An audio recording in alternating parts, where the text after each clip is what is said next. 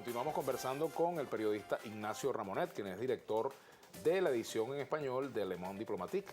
Bueno, Ignacio, hablábamos de Europa, pero tenemos mucho que hablar también de América Latina, de Venezuela. Claro.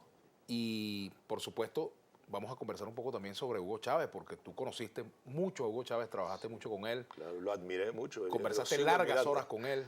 Sí, claro, sí. Hizo un libro con él, ¿verdad? Sí, cómo no. Igual que hiciste el libro de las conversaciones con Fidel, también con 5 horas de conversaciones con Fidel. Sí.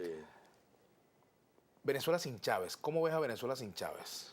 Pues mira, veo a Venezuela sin Chávez, obviamente, por digamos, la tragedia de la desaparición del comandante, pero veo a Venezuela con chavismo. Y veo a Venezuela con una continuidad chavista garantizada por el presidente Maduro. Tengo una gran admiración por el presidente Maduro. Yo creo que todos aquellos que dudaban de la voluntad del presidente Maduro de mantener la continuidad revolucionaria, ¿verdad? Introducida por Chávez, se dan cuenta de que el presidente Maduro es una garantía, ¿verdad? Ahora, hay que darse cuenta de que seguramente fuerzas hostiles a esta revolución, que las hay desde 1999, evidentemente han apostado desde hace 2 años a que, van a hacer claudicar al presidente Maduro. Y el presidente no ha tenido un mes de tranquilidad desde que asumió el poder en abril del 2013, ¿verdad? Y porque ha habido toda una serie de ataques de tipo diferente, ataques sobre la legalidad de su elección, ataques de todo tipo sobre su voluntad de la conducción de la política, ataques como actualmente la guerra económica que está desatada, ataques con las guarimbas el año pasado después de la gran victoria de diciembre del 2013. Entonces, evidentemente, el presidente está bajo el fuego enemigo en permanencia desde hace ya prácticamente 2 años. ¿Has observado la realidad venezolana durante todos estos años? Y, por supuesto, después del fallecimiento del presidente Chávez. Hablar del presidente Chávez sería para hacer un programa completo sobre él, porque tienes tantas cosas que decir seguramente, pero me gustaría concentrarnos un poco en lo que está pasando en la Venezuela de hoy y abordar lo que, a tu juicio, pudieran ser algunos errores o fallas o políticas no adecuadas que se están aplicando en este momento y que pudieran haber contribuido a que ese cuadro que tú describes se agrave. Sí, bueno, y mira, lo que podemos constatar es que esta guerra económica está teniendo resultados que crean un malestar en la sociedad, no cabe duda. Y hay que constatar también que por el momento, digamos, las autoridades no le han encontrado una respuesta eficaz desde el punto de vista del funcionamiento a este ataque tan enorme y tan brutal.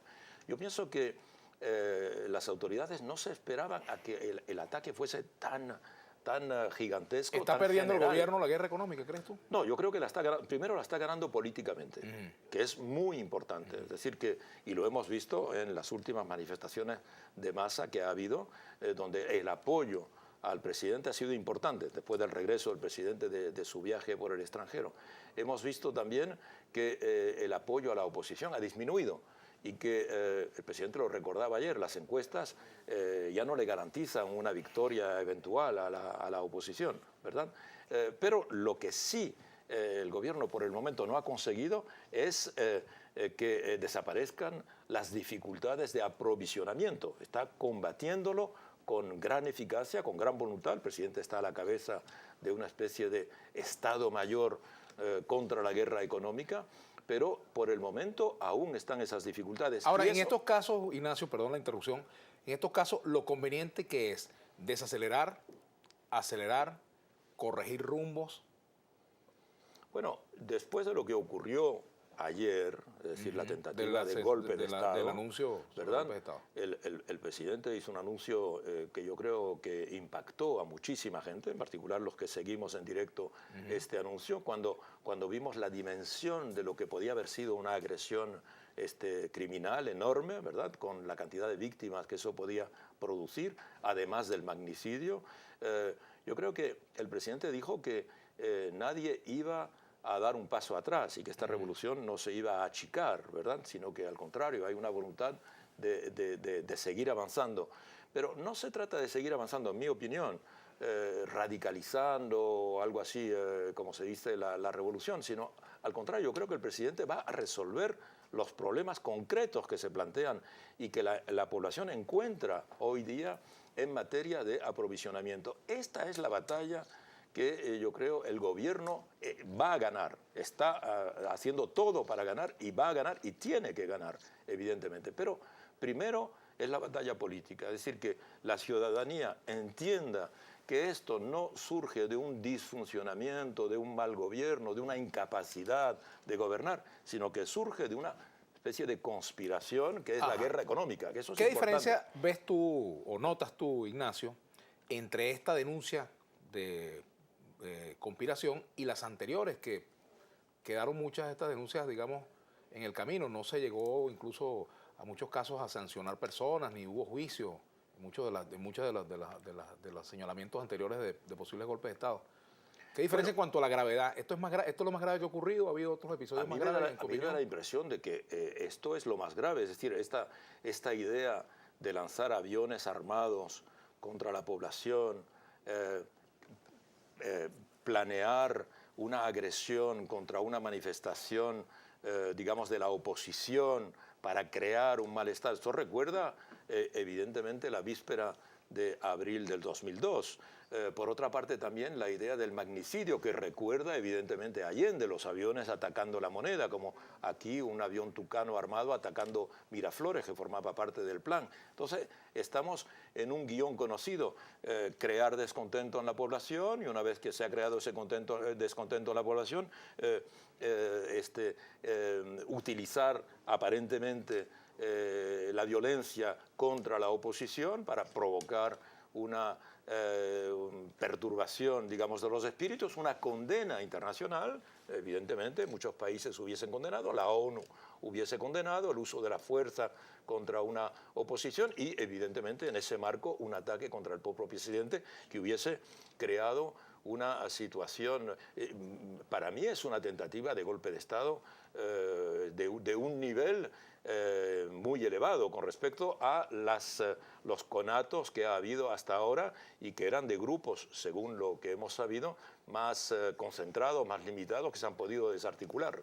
Hay un tema que es un tanto espinoso, que es el de la Fuerza Armada Nacional.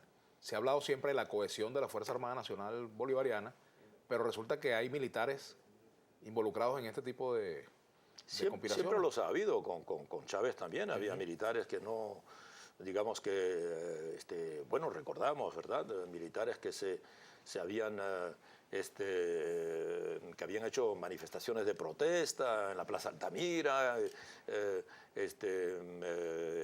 oficiales hasta que en un tiempo fueron chavistas que luego hicieron declaraciones. Siempre los ha habido, pero lo que es importante es que el conjunto de las Fuerzas Armadas, y lo hemos visto hoy mismo, con el pronunciamiento del alto mando evidentemente sigue estando, las Fuerzas Armadas están en el poder. Esta es una revolución cívico-militar que ha sido creada, dirigida por un militar, el presidente Chávez, el comandante Chávez. Entonces, evidentemente, pensamos, una mayoría de las Fuerzas Armadas que son sanas, pero eso no impide que en unas Fuerzas Armadas tan importantes siempre haya algún aventurero, ¿verdad?